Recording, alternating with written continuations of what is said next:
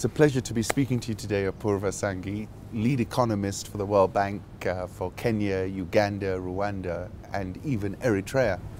That's right, Ali Khan. Pleasure's all mine. Thank you for having me on your program. It's a pleasure.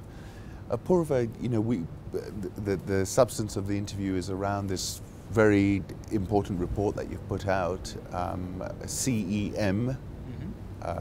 It's, I believe, a report that comes out once every 5 to 7 years. And I attended the launch, and I must say it was very well organized and fantastic detail in that report. And I just wanted to touch on, what was said in it, and some of the sort of, what would you call them? Some of the myths that you punctured a little bit, and also the big story. Apurva, my impression is that East Africa is actually in not a bad place at the moment because of the macro situation that we find when we compare ourselves to the West, to the South. Do you agree with that? Yes, in general terms, absolutely. I think, and it's not just East Africa, I think Kenya is a very nice place to be in at the moment. But, as Albert Einstein said, Ali Khan, everything is relative. Yes. So. So you think we're looking good in the relation? Yeah, looking good in some, looking not so good in other areas. Yes. But before we get into detail, I'd just like to thank you, Ali Khan, for being part of the panel discussion along with Bob Collymore and Zatsevere. It was a very delightful and lively discussion around themes of the report. So I really appreciate it on behalf of the World Bank. No, the pleasure was mine entirely. Thank you for plugging me in. Let me start off with some of the themes that I recall. One of your big points was the volatility in Kenyan GDP. You basically said it was way too volatile, and I think you were speaking of the Vision 2030 target is something like 7% GDP up to 2030. And you had this graph, Apurva, which showed that it's been a very rare occurrence when we popped above there and stayed above there. Would you just tell us what you were saying in that? Sure. So if you remember the graph, Ali Khan, it was almost like a roller coaster, if you will. And it takes me back to one of my professors, one of my mentors actually at the University of Chicago, who's arguably one of the greatest living macroeconomists, Robert Lucas, Nobel laureate. And he famously said that the growth rate of an entire economy is not easy to move around. So contrary to what Professor Lucas said, Kenya's GDP moves around quite a bit. If you recall, it was almost like a roller coaster. So then the big question is, why is Kenya's growth so volatile?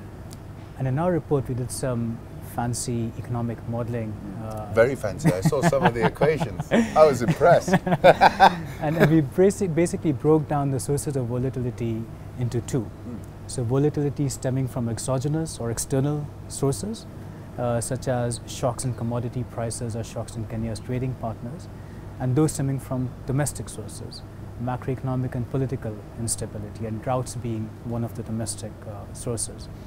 And we found a few interesting results on volatility of growth in Kenya. First is that even though commodity price shocks, such as oil and food, do adversely affect Kenya's economy, primarily through inflation, it's food price shocks that dominate oil price shocks. Really? Yes. Yeah, and we don't know exactly why, but one could speculate maybe because food is consumed by every single segment of society, whereas oil is largely consumed by, say, let's say, the lower middle class and above, just in percentage terms. So maybe that's one reason. But that's one interesting finding. The second finding was that the other external shock of shocks in Kenya's trading partners, those are transmitted instantly. So give us an example of that kind of shock. Right. So if you look at what's happening in the EAC. Yes. Right. So Uganda, which has been Kenya's trading partner historically, it has suffered a lot more because of the US dollar depreciation than has Kenya. And you see, at least in the immediate circumstances, Kenya's trade with its EAC neighbors plummeting. And the channel is very straightforward. This is because a fall in Kenya's trading partners translates into a fall in, a shock in Kenya's trading partner translates into a fall in demand for Kenya's exports. But the main finding, and here's a rub, the main finding is that we find that it is domestic sources of volatility stemming from macroeconomic instability and political instability that have both bigger and longer lasting effects on Kenya's growth than these external shocks. If you overlay the election cycle over the GDP curve, then you really see this sort of... Right. So let's talk about, since you mentioned the election cycle, that is one source of domestic volatility for sure. And in the presentation, I had this nice little slide that showed that in Kenya's election years, Kenya's growth is only about 2.7%. But in non-election years, it's almost 4%. Right? So that fact speaks for itself as to how still politically, how political shocks can still affect Kenya's growth. And 2013 was actually an exception of sorts, because the country was spared from the ups and downs of election cycle related things, and GDP didn't suffer as much as in previous years. Yes, so the election cycle definitely has a role to. That's a very a contributing losing factor. Streak that was going back quite a few Exactly. years. I remember 92, 97, 206. Yeah. And just to close up on this domestic sources. So we also find that macroeconomic instability creates So volatility. let me go back to this connection of macroeconomic instability and food prices in particular, because it seems to me that inflation is quite beholden to food prices. Therefore, it becomes a meteorological issue. I mean, if we're getting more droughts, so therefore, you know, we've been lucky with the El Nino phenomenon, I think, in Kenya compared to any of these other countries. But how does a country like Kenya deal with that then? You know, I remember there was a very big debate in 2011 when the central bank at that time didn't put up interest rates, Apurva, and said this is an exogenous shock and there's nothing I can do about it. Are you referring to that sort of episode, or? So there are various ways one can respond to these sorts of shocks in a domestic sense. Of course, monetary policy is one in terms of immediately stabilizing inflation or change in relative prices. Fiscal policy is another. And in fact, one of the good pieces of news we find in a report is that fiscal policy since 2008 has actually turned counter-cyclical. Yes. So what it means in non-technical terms is that when the economy is down, fiscal policy is loosened, and vice versa, which is good for managing volatility. Now there are current concerns with the fiscal state, but be that as it may. But the medium to long-term way of addressing this issue, Ali Khan, in our view, is basically making irrigation less reliant on rain. So, you know, experimenting with many more drought-resistant varieties, and in general improving the state of agriculture. In fact, in another life in the World Bank, I had the pleasure of doing another big report. And the title of that report was Natural Hazards, Unnatural Disasters. And the nub of that title is that there's no such thing as natural disasters. It just doesn't exist, because it's hazards that are natural. So changes in precipitation, earthquakes, cyclones, typhoons. But what makes them disasters are acts of omission or commission. So in the case of Kenya, I think we still have some ways to go in terms of not being so climate dependent. And as you said, we got lucky this time around with El Nino. We weren't so lucky in the late 90s, as you very well know. I wasn't here, but I'm sure you can relate to that. So that's the game plan. And to the government's credit, you know, they are working towards it, but there's still some ways to go. So the trend is right, but we're not there yet. Let me go to something else. You had an image of our exports, and you said our exports lack complexity. Why don't you tell us what you meant by that? Yeah. So this goes back to the broader point I was making, that one of the reasons why growth in Kenya has been suffering over the medium to long term is a stagnating agriculture and manufacturing sector. And enough has been said and written and analyzed about manufacturing. So I didn't want to dwell on it, and I don't want to dwell on it now. But you were showing a manufacturing sector that was static for about 30 or 40 years. Absolutely, yeah. And this is despite the best efforts to revive it.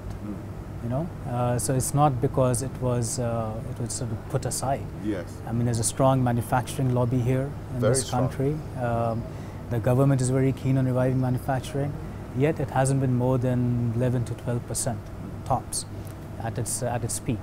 So enough has been said about, analyzed about why that's been the case. The one thing I wanted to put my finger on is this thing called economic complexity. As if economics wasn't complex enough, right? So economists have come up with this concept called economic complexity. And what economic complexity does is that it measures the amount of productive knowledge that is embedded in a country's goods. Right? So it's not just how much you export in terms of manufacturing, it's what you export.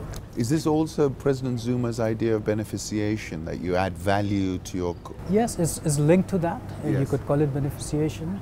I'm not too familiar with that part of the concept. I think you value addition, you know, this is President Museveni as well, saying that you look at, we produce the most coffee in Uganda, yet you know, the value is being created in Germany. I think. But I think the difference might be that when they talk about that, they're talking of value added in a particular product. So be it coffee, be it gems in Botswana or other countries. Here you're looking at the basket of goods, okay, and you're seeing, well, how sophisticated are these goods. So I guess it's somewhat of a more macro-ish aggregate concept, if you will. And Kenya, so there's an index of economic complexity that we discussed in the report. And Kenya has a dubious distinction of being one of the few countries that has actually experienced a decline in this economic complexity trend since 2011. It's fallen by 8 places. And what has informed that fall then? What's your conclusion? So the conclusion is that one is that it's well, actually what's worse is not only has it declined, if you look at the basket of Kenya's exports, in global terms, again, going back to what Einstein said, it's all relative. In global terms, these goods are among the least economic complex goods traded globally. So you have, if you look at Kenya's top 4 exports, you know, horticulture, coffee, tea, etc. I mean, these are not, even if you add value to them, these are not sophisticated goods along the same lines of computer chips. Yes. You know, to take an extreme example. I see. Yeah? Okay. And then if you look at the economically complex goods that Kenya does manufacture and export, beer, pharmaceuticals, these are done by only a handful of firms. Yes. So the bottom line conclusion is that the majority of Kenya's production remains low complexity, not as sophisticated for Kenya's status as now a lower middle income country. So can I just go to 2 other points there? You were speaking also about services being about more than 50% of the economy. Now, in my mind, services is actually a more sophisticated type of business than necessarily manufacturing widgets is. But can you tell us a little bit about that? Sure. So agriculture and manufacturing stagnating, well, but the economy has been growing at a decent clip. Yes. So what's been driving it? And it's services. And but not all services are equal. So in the report we make a distinction between modern services, which are basically the sophisticated, say more economically complex services, and traditional services. So by modern services we mean services that are built on the mobile money platform, such as banking, insurance, because ICT. you've had a parabolic surge in digital banking. I've been at all the banking earnings releases in the last 10 days and it's been a phenomenal story. Yeah, and it's not just the last 10 days, again, because in the CEM and our country economic memorandum we take a step back and look at Kenya's growth story writ large over a much broader period of time. So the trend goes all the way back. In fact, in 2008, during the dark days of the election crisis period, it's interesting that industrial output fell, agricultural output fell, but services, they actually grew.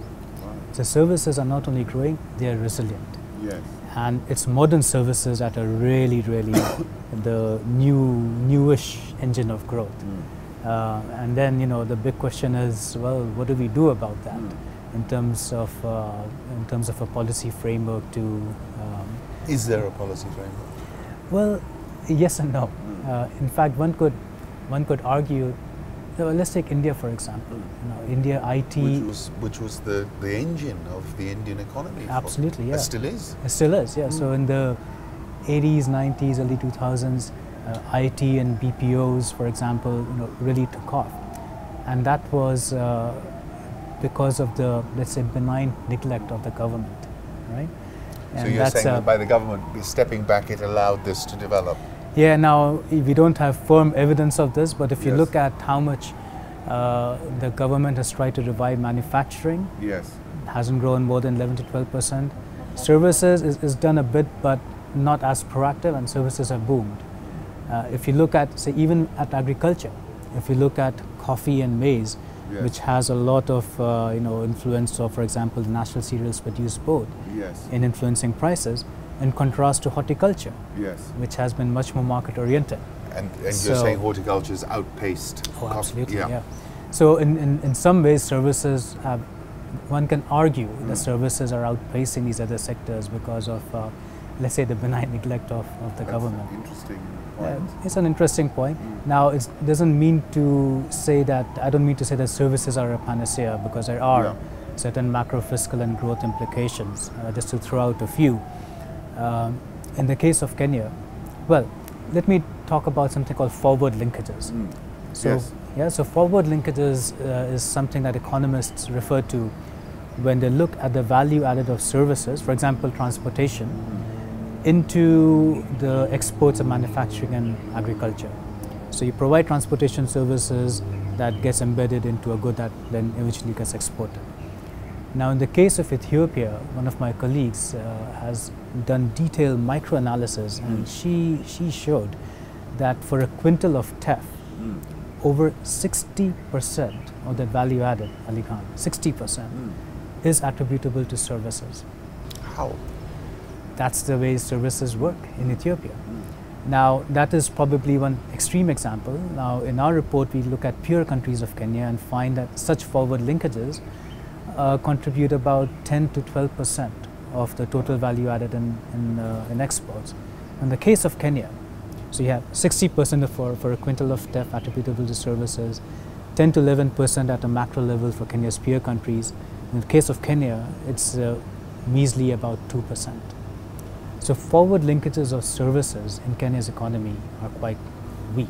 But that's strange when you say that services have grown. It's grown with these sorts of obstacles, has it? Exactly. Yes. So in some ways, services have followed an isolated path of development in Kenya, circumventing these obstacles that that otherwise may have prevented them to grow. So in some ways, it's very good that they are growing. Something has to pull up the economy. But the risk is if these services get too unhinged from other parts of the economy, from if this 2% goes to 1% and then Kenya is just a services-driven economy, that intuitively and instinctively, I think your viewers can sense is not a good thing, and that can have medium to long-term adverse implications for growth. Let me throw out another word of caution on services. Which is related to the real effective exchange rate. Now, it's a fancy term economists use.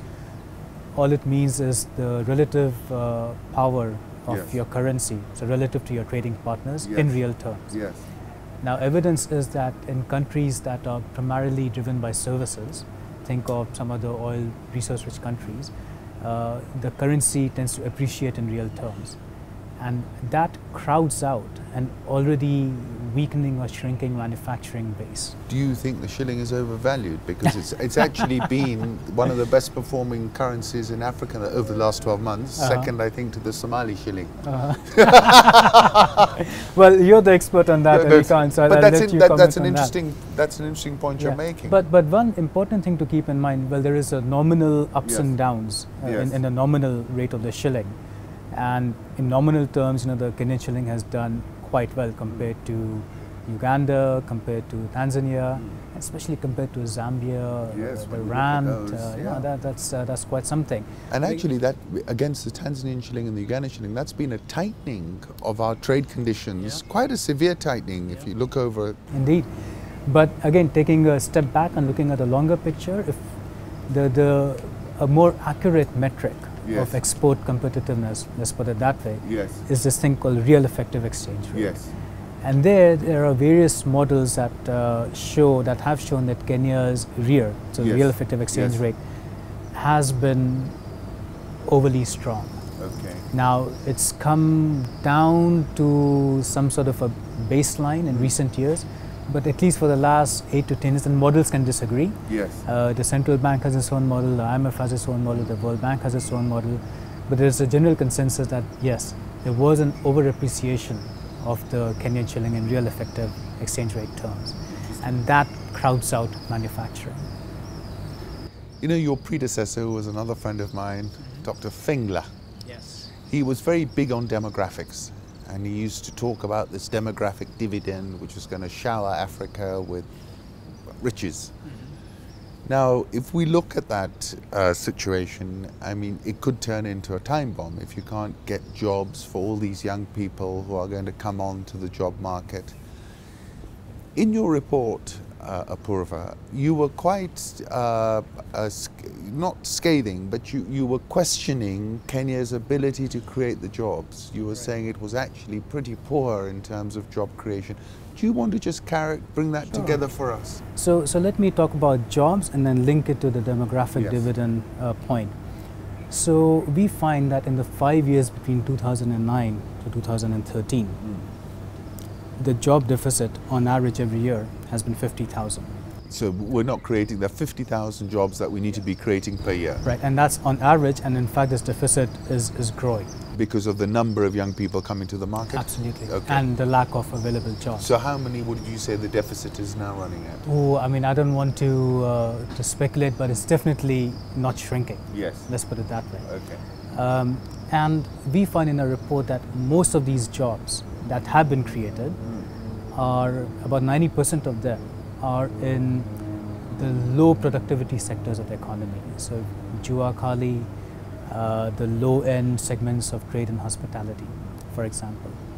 So the good news is that the informal economy seems to be creating numbers of jobs, but the bad news is that in the lowest or the productive sectors. The other piece of good news is that the formal sector is the one that is creating high value, high productivity jobs. The bad news is those kinds of jobs are far few in between. So it's a dual economy, it's a dualistic economy in terms of job creation, and informality is the big elephant in the room. Now I know that there are views, let's say, out there that claim that, well, informal should be made formal, but we take a slightly, let's say, different perspective. We say that given the reality of the informal sector, the real gains of the economy will come from boosting productivity in the informal sector. So worry less about making firms informal into formal. Yes. That may happen down the road, but fix on, just fix the productivity aspect of the informal sector, because that's where most of the jobs are created. So the question is, how do you go from these number of jobs, how do you make the high value, high quality jobs generated by these modern services and the number of jobs in the low end segment, how do you sort of get some convergence? So you boost productivity here and you let modern services do what they're doing without too much, say, intervention or interference. So that's how you get this convergence, and hopefully the jobs deficit will shrink. And of course, there are the usual suspects, Ali Khan, on related to the business environment, related to the education system, that speak to the skills agenda. But again, a lot has been said about it, but one of the things we put our finger on in the report is this issue of the labor code. The labor code? The labor code. Yes, the code. So in 2009, this labor code was revised and revisited, and Kenya's minimum wage. This is another chart you were Yes. showing, was like way above It's way above its peers, and we suspect that it may be disincentivizing formal sector job creation. So, you know, as economists, we always talk of on the margin. So on the margin, if you're a firm thinking, well, should I become formal and pay these high formal wages, or can I get by being in an informal sector under the radar screen? Well, the choice is sort of obvious. Now let me, so that's a quick snapshot on the job story. So in addition to improving the business environment, which the government has been doing, but and had some success of late. Has some success. Yes. And a quick aside on the business environment, the game going forward, in our opinion, is going to be at the subnational level. So given devolution, given 47 new counties, what's going to happen with the subnational doing business environment in these 47 counties? But I must say, it seems to me that it deteriorated because all these guys were trying to grab taxes left, right and center. It was very disorganized, cesses and levies being put on, and everyone I met was complaining. But having said that, you know, Apurva, my impression is it was a pretty big experiment, devolution. And, you know, if you look at the last few examples we've seen, it is a bit messy at the beginning, but the positive thing is at least people can connect and say, okay, this is my governor. What did you do for me? Yeah. In a way that they weren't able to do before when the government was sitting here in Nairobi and they were somewhere in the... Yeah. So you're seeing that as the key now, are you? That is the key. So improving the business environment at the subnational level, at a county level, in terms of the business environment bucket for improving the environment for jobs. That's one. Second is education system. Now again, much has been said and discussed about Kenya's 844 system. Now Kenya has been one of the few successes, I would say, around the world. And I think credit should be given to the government for this, for achieving primary, almost universal primary literacy. All right? So credit there, but a lot of things need to happen in the secondary and tertiary education system, and we discussed that in the report. But a quick aside there is this whole concept of linking academia with industry still has a long way to go in Kenya. And if you look at the experiences in Latin America, if you look at Chile, yes, for example. Were they big linkages? Then? Huge linkages. If you look at the US, yes. Another success story in terms of linkages. In fact, just this afternoon I was having lunch with a young master's student in a Kenyan university, and he was there at the launch, and he just wanted some mentorship advice, and he was lamenting at how disconnected Kenyan academia is with anything that's going on. Forget with the outside world, but even with the current topics of the day in Kenya. So it's anecdotal, and it's not the first time I've heard it. I've heard it, you know, many times by many students. I hear that theme. For example, I'd gone to some early stage investing forum, and the same theme was coming out. Look, you know, people with capital, they're 60, they're 50, they're disconnected with the reality, the new normal on the ground. Right. And do you think it's an age thing that, you know, you've got this sort of revolution going on, you know, all our people are on smartphones, they've flattened the world. Yeah. So now I'm completely going on a limb here. Yes. I don't know if it's an age thing or not, but I do recall reading some peer-reviewed literature that showed that innovation and creativity doesn't only happen amongst the youth. So for every Amadeus, you have a Beethoven, right?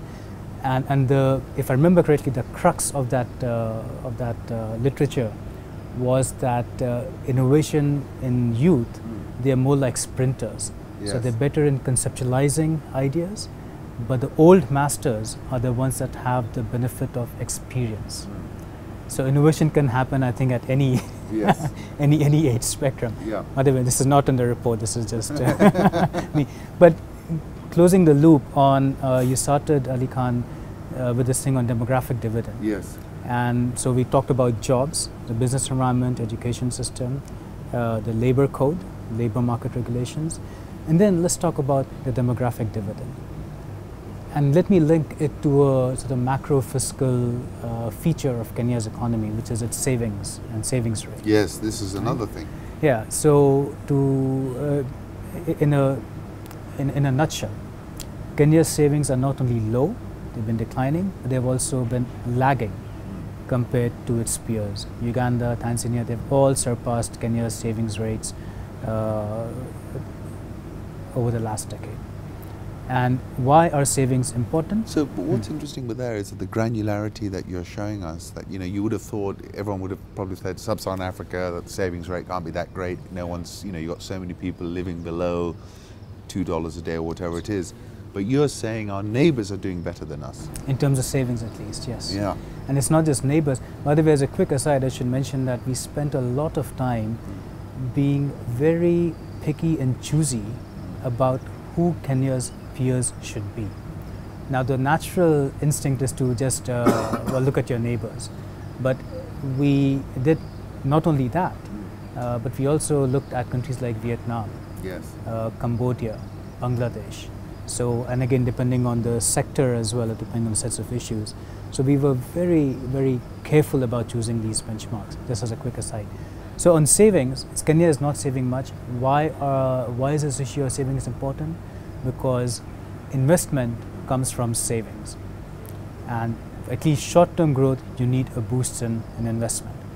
Now let me tie it to the demographic dividend. Now the silver lining is that the fertility rate in Kenya is actually declining. Is it declining a lot? I wouldn't say it's declining a lot, but it's declining. It's on a declining trend for sure. And why is that important for savings? Because with a decline in fertility rate, you have an increase in the working age population. So your dependency ratio shrinks, your working age share of the population increases. And this is a well-known empirical fact that that translates into, for society, that translates into more savings, right? But Ali Khan, let me close this with what you had said. This is all contingent on these young people getting a job. So the working age population might be increasing, which is good for savings. And if they can't get a job, forget about it. So it's not, so the demographic dividend, savings, investment, growth, these are all interlinked. As Joan Robinson, the great economist, once remarked that everything in economic life is linked to everything else. so you give me two topics and I'll link them. I've got them. Now, there were some sort of criticisms in that report. I mean, I think one of the themes that came out was the government was not a really good investor, or my theory is they just invested in too many things. I mean, if you look at the number of equity stakes that the government of Kenya has, I counted it once, it's something like 900. And can you tell us a little bit about what you were saying there? Right, so let me stick to the public investment sphere. No, that's fine. By the way, in the report, we do have something called spotlights, which go into in-depth on selected issues. So, for example, we have a spotlight on whether devolution is good for growth or not. We have a spotlight on EPZs and SEZs. Yes. And that speaks to your question on what should the role of government be. Yeah. But in terms of public investment, what we found is that the good news is that the government has been increasing, even if not as much as is required. It is increasing its share of public investment a little bit, but the not so good news is that the whole public investment management system in Kenya is still a very 20th century. So in fact, in the report we have a graph that speaks for itself, a figure that ranks the quality of Kenya's public investment management vis-a-vis its peers. Yes. And it ranks it along some key dimensions: how projects are selected, how they are appraised and evaluated, how they are monitored once they are sort of implemented, and is there any ex post evaluation once these projects are closed. And unfortunately, Kenya comes at the very low end of the spectrum. And we talk about a few reasons why. One is there is inadequate prioritization of public investment projects in Kenya. Now it's interesting, in the early 2000s, Kenya actually did have a system of, if not explicitly, at least implicitly prioritizing its public investment projects. But for whatever reason, that has withered away. So inadequate prioritization is one.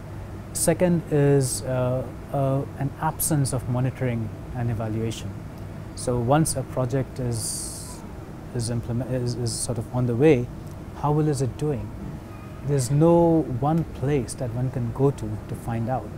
Now in other countries, notably some of the Asian tigers, if you think of South Korea, what these guys did was they had everything out there for the public to see. So it was very transparent the way they would select these public investment projects, so the role of government in selecting these projects, what's happening to these projects once they are on the way, and what have the results been once these projects are closed. And as a third thing, so Kenya doesn't have a proper ex-post monitoring and evaluation system. And let me link it to devolution. These things are, I think, only going to get worse in the short term, because now you need, in a manner of speaking, 47 sets of monitoring and evaluation, sets of appraising these projects. And one last thing is implementation. I had this little anecdote that I'd like to share with your viewers, and it's a trick question, so play along with me, Ali Khan. So if you have 3 frogs sitting on a log, and 2 of them decide to jump, how many are left? 1. 1. It's a trick question. Yes. Well, the answer is 3. And the reason is there's a difference between deciding and doing, which gets to the nub of implementation. So Kenya has a lot of good policies and rules and regulations on the books, but how well are they actually being implemented? How well are these public investment management, public investment projects really being implemented? And there's another striking graph figure that I showed in the launch that showed that in the case of infrastructure, the budget execution rates were already at a low 48% a few years back. They've declined even more so to some 30–35%. So it's about implementation. At a time when we're doing all these massive projects like the SGR, that's not a good sign, is it? Yeah, no, it's interesting you mentioned SGR, because SGR is probably the exception to the norm. Okay. The SGR is being actually implemented very well, That's and is right. ahead of schedule. Well, I've got a theory about that. I would love to hear that. Well, it's $4 billion, and the president needs to go to the electorate and say, "Look," I imagine him with his cap in the engine, and saying, "Look, I did it." I think there's a political imperative behind that. We got into a bit of an argument, myself and Bob Collymore, because you were actually saying that the innovation quotient was actually not as high as people would see it. I mean, Bill Gates is tweeting about M-Pesa being one of the most incredible innovations in the world. You've got all this sort of language about Silicon Savannah. We had, the Global Entrepreneurship Summit. And generally, people are quite excited about innovation, IT. But you poured a bit of cold water on that. Do you want to tell us about that? Sure. So just to put that in context, so we talk about Vision 2030. Yes. And how aspirational its goals are, of 7% continual growth until 2030. And as you mentioned earlier on in this interview, I had shown this figure that showed that since independence, Kenya's surpassed the 7% threshold only 4 times. So post-independence? Post-independence, only 4 times has... The second time was? I don't remember the exact... I remember there was a coffee boom because Brazil had a had a frost that was 76, you get this big spike. Okay. So I remember one peak was in 2007. Yes, when that was in the run-up to the election. That was very fast growth in the last quarter. Right. And the highest in recent years was in 2010 at 8.4%. What quarter was that? I don't remember the quarter, but I believe it was driven by primarily good weather. Yes. Yeah, so when you get optimal, So the achieving these Vision 20 growth targets are challenging, and so the question we ask in the report is, well, where will this growth come from? In the short term, we argue it comes from, not argue, we know that short-term growth is driven by investment, and we touched upon that when we were talking savings. But the long-term growth, we identify and analyze in some detail 3 growth drivers. And since it's about long run, about the future, I came up with this really lame mnemonic, I like which is called IOU. Yes. It's a claim against the future, on the future. So IOU in our case stands for I for innovation, yes, O for oil, yes, and U for urbanization. Yes. Now, since you asked me about innovation, let me just focus on I. And it's no big secret that one of the tried and tested facts in economic growth theory is that it is innovation that drives long-term growth. It's ideas, it's imagination, which gives the ultimate boost to productivity and keeps an economy going as a going concern. So let's talk about innovation in Kenya. Now, I've been in Kenya for 2.5 years, and I have to say, anecdotally speaking, I'm very impressed by what I see here. Kenya, using your words, seems to be a hotbed of innovation. You have Microsoft, you have Intel's, all these big tech firms setting up shop here. You have M-Pesa, so on and so forth. But one of the features of our report, Ali Khan, is that we are not driven by anecdotes, we're driven by evidence. And even I was surprised at these findings. So in 2014, last year, about a year and a half ago, the World Bank did a survey of specifically on innovation. And it's a survey of about 550 odd firms, manufacturing, services, etc. It's a pretty detailed survey that we do in other parts of the globe. So it's not something that we just said, oh, let's do it, and next day we'll be here doing it. It's a pretty rigorous survey. And a few interesting findings popped up. One is that innovation in Kenya is incremental. And what do I mean by that? I mean that only 12% of the firms in a sample were producing products that are actually new to the domestic market. The other 88% were doing incremental innovation.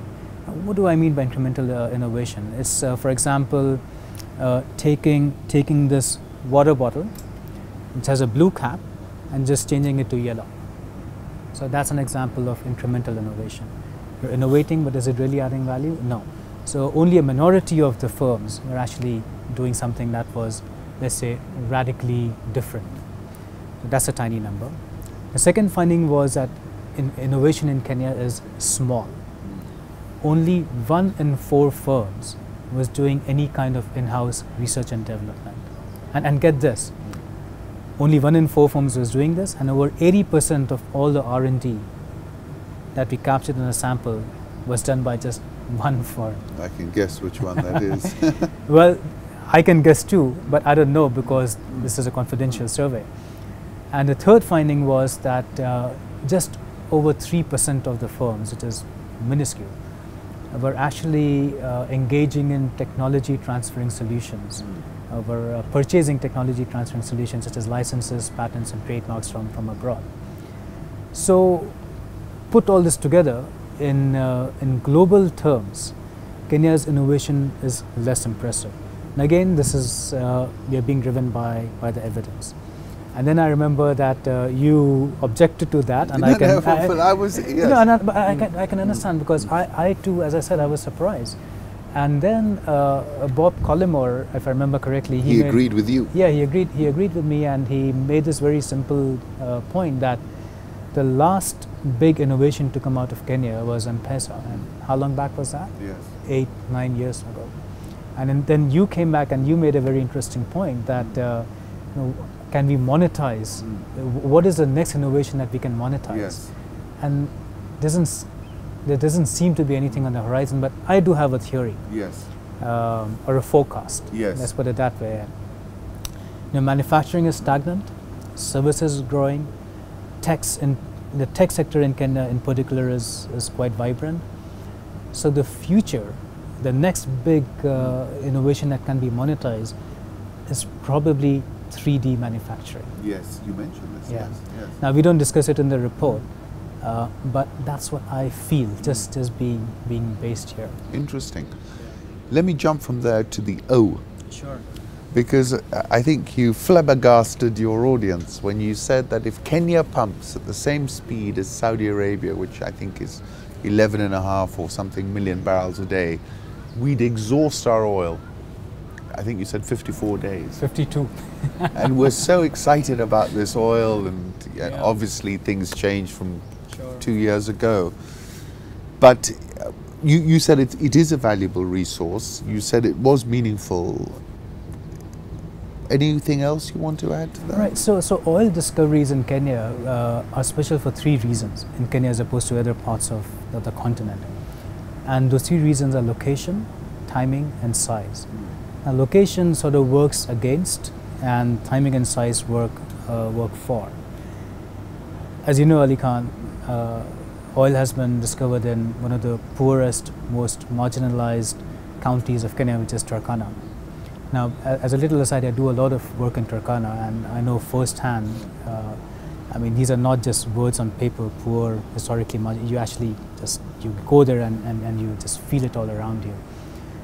And the unfortunate history of oil is that it has been known or correlated with stoking conflict. Yes. And in Turkana, you have a situation even pre-oil where you have this conflict between the Turkanas and the Pokos, the West Pokos. So the risk is that this oil can exacerbate already existing conflict. So a lot of expectations have to be managed, and it goes beyond expectations. A lot of thought has to be given to how these oil revenues should be shared in a transparent, equitable manner, and economics can't tell you that, it's politics. But anyway, so that's the location sort of works against Kenya, just based on this. Timing and size work in favor. Timing because oil is being struck, oil has been discovered in what I describe as Kenya's right stage of development. Yes. So Kenya is reasonably diversified, and the risk of oil drowning out the rest of the economy is rather small, in contrast to Angola or Nigeria, where they struck oil early on in the development process. And wrestling with the need to. Exactly. And the third is size. And the fact that Kenya has discovered, as of now, only 600 million barrels in total is good, again, because the risk of oil washing out the rest of the economy is small.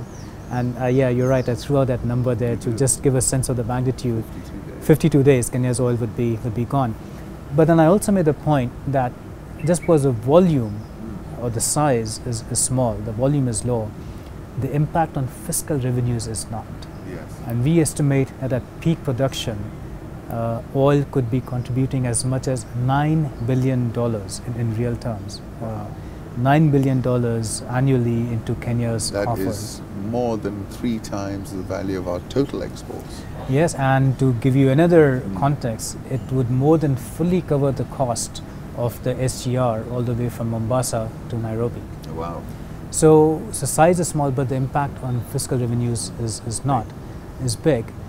But does that mean we get excited about this? And there we strike a note of caution, because the sorry history of oil, with a few notable exceptions, is that these revenues tend to get captured, they tend to be wasted, so on and so forth. So, and a corollary to this is that, so the main finding here is that oil can and will have an impact in the economy, but it's through the fiscal revenues it generates, and how well they are managed. And the corollary is that it's not through the temporary gains from laying down a pipeline or building a plant, because oil by its very nature has very few forward and backward linkages. Now, once a pipeline is laid and buried, it's 6 feet under the ground. Whatever jobs you may have created are gone. In terms of equipment, machinery, plant, capital, most of it tends to be imported. So that's the reason why the main impact of oil in the economy is fiscal. Everything else is not that significant. Your U. U. So U is urbanization. Yes. And here the story is rather interesting. First, a simple fact for your viewers. No country in the world has become rich without urbanizing. So that's something to keep in mind. And the magic of urbanization, and the way it works, is it comes from the benefits of a spatial concentration of people, services, So creating assets, density. creating economic density, as economists call it. A lot of, you exchange ideas. It's much easier to provide public services in densely populated areas than in, say, rural, sparsely populated rural areas. So that's the way the magic of urbanization works. Now, in urbanization, we find a few interesting findings. One is that Kenya is urbanizing rapidly, but it is under-urbanized. Now, it seems like a bit of a contradiction. Yes. But when I say it's urbanizing rapidly, I mean that the trend is right. So it's not that Kenya is de-urbanizing. So more and more people are moving to the Nairobis and the Kisumus and the Mombasas, which is, in the larger scheme of things, a good thing. In fact, Kenya's urbanization rates are about 30 to 35%, but it remains under-urbanized, and that's the second part of my quote, and that's because the 30 to 35% rates are still low compared to other peer countries, compared to where Kenya ought to be given its per capita level of income. So which means that we are not fully tapping into this lever of urbanization to drive future growth. That's the first finding. The second finding is that Kenya is still at an early stage in its urbanization process, and we show that we find that it's only by 2050, the year 2050, that that about half of Kenya's population would live in urban areas. And that's a good thing, because that means you have a nice chunky window to get urbanization right. Which takes me to my third point, getting urbanization right. Now, what will it entail? Well, it entails a lot many things. And as a little plug here, if I can say this, next month the World Bank will be launching something called an Urbanization Review for Kenya, and which goes into all sorts of details. But in our current report, we flag that devolution is one thing that holds great promise to make urbanization work. And in particular, one aspect of devolution, which is getting counties to be on a fiscally sound footing as soon as possible. So that's the way devolution can help leverage the benefits of urbanization. And counties are not there yet. If you remember, I showed this figure where the transfers from the central government, it's mostly central government. Own source revenues of counties are a tiny fraction. So the sooner we can ramp up own source revenues generated at county levels, the better off we will all be in terms of helping urbanization find its right footing. Can I ask you to wrap up looking into your crystal ball? You know, what do you see for Kenya? I mean, this was a wonderfully detailed report. What do you think are the quick wins? What would you like to see policymakers change that's going to get us to that 7% panacea that we want to get to? And, you know, what would you be advising if you had the president there and Henry here and everybody around and they're all saying, Apurva, what's the secret? Well, I don't know if I have the secret. I don't think anyone has a secret. I'll tell you why, because I often think of development as a game of snakes and ladders. Yes. You go up and something happens and you come down. But we all try. And I think what we tried doing in the report was to take the core of economics that we all can pretty much agree on, combine it with what's worked elsewhere, be very careful about benchmarking Kenya in an appropriate manner, and then see what works. It's very difficult for me to summarize, but let me take a crack. You should worry about volatility, but the game is in addressing domestic volatility more so than external volatility. Comes down to the election cycle, comes down to macroeconomic instability. So in current circumstances, making sure that we have a lid on the, for example, the recurrent wage bill, which is anywhere between 10 to 12% of GDP. Yeah. So that, you know. But this is a problem across the continent, isn't it? I mean, or is it specific here? Well, I don't know about the continent, but in the countries I cover, yes, it is a problem. You know, Uganda, it is a problem. Rwanda seems to be doing relatively well in this sphere, but you got a commander-in-chief who can make quicker decisions. Right. So coming back to my list, so I would say focus much more on domestic volatility. This doesn't mean ignore external, but the action is in domestic volatility. In terms of, if you look at the three big chunks of the economy, agriculture, industry / manufacturing, and services, agriculture holds the key for poverty alleviation. So improve productivity in agriculture, which basically, I mean, there are many ways of improving capacity in the agriculture sector, capacity buildings and that. But one big sort of low-hanging fruit is to make it much more exposed to market forces. In fact, as a quick aside, in our report we find that if you removed existing market distortions in sugar and maize markets alone, just those two markets in Kenya, you would reduce poverty by an additional 4 percentage points. Wow. And that's huge. So what you're saying is the dysfunction in these two sectors has really held back. I mean, and that evidence is correlated with what, you know, where the sugar belt is, for example. Farmers have not done well. And the maize is the same story. Maize is the same story. So I would say that removing these market distortions, which admittedly are easier said than done, because it's basically vested interests behind the status quo. And we fully understand that, but since you asked me what I would tell His Excellency if I had an opportunity, well, that's one thing I would focus on. Manufacturing, I think we've tried for too hard and too long to revive it. Let's shift the focus a bit, or let's up our game. Let's focus on the new wave of manufacturing. This is your 3D. 3D manufacturing, and let's not get too hung up on deep sort of vertical interventions in the manufacturing sector. So the government trying to fine-tune leather or apparel or textile, get the cross-cutting horizontal set of interventions right, business environment, labor costs, and then let the chips fall where they may.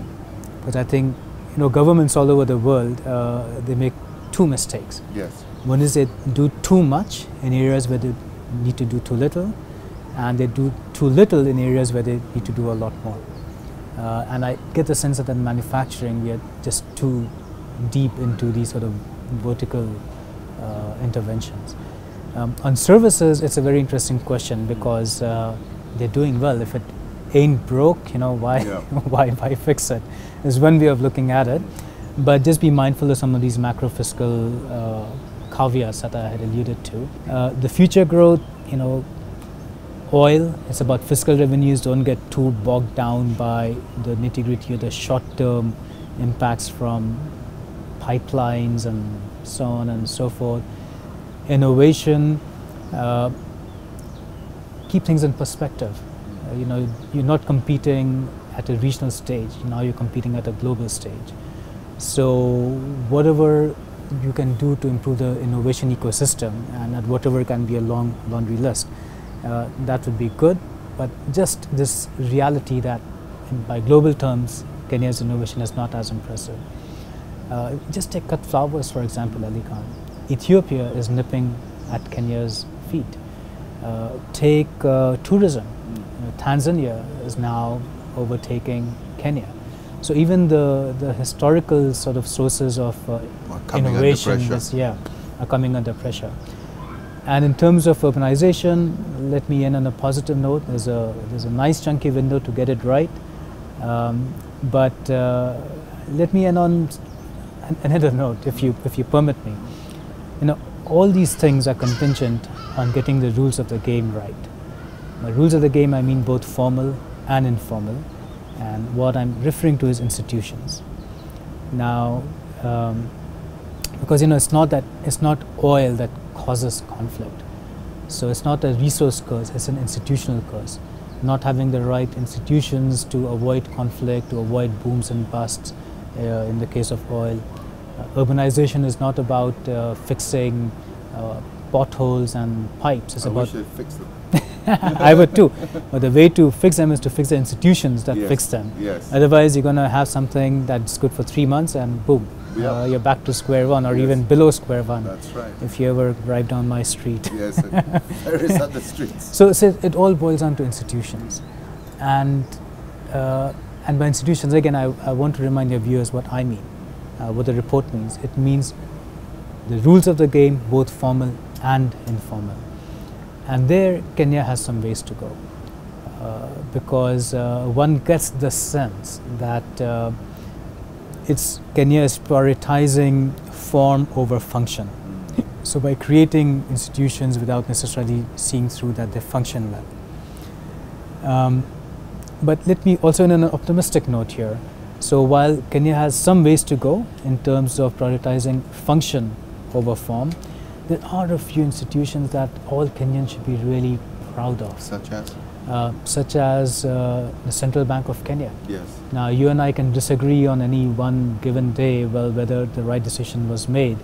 But again, taking a step back, and it's one of the few independent institutions, even going back to the 2011 days, it has proven its independence more or less over the years. The other one that comes to mind is a controller of budget. Yes.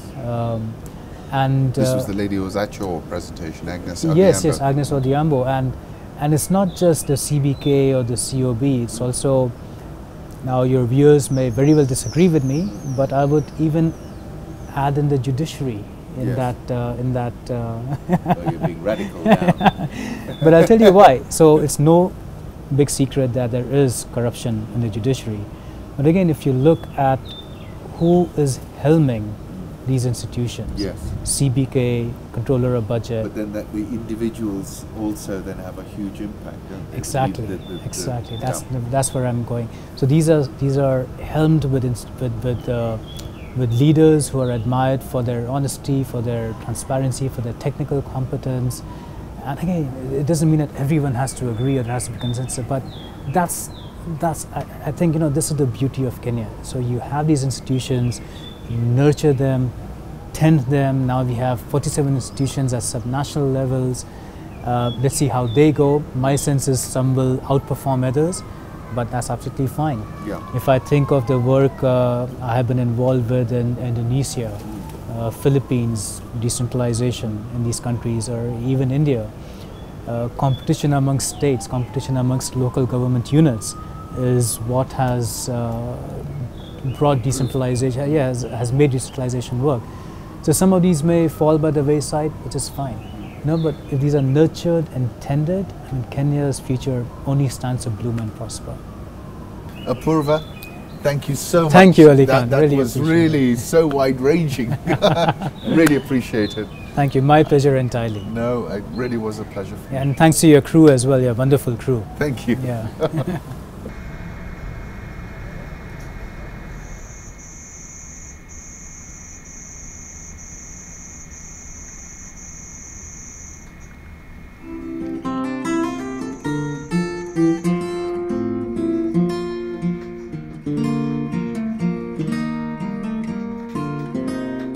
you.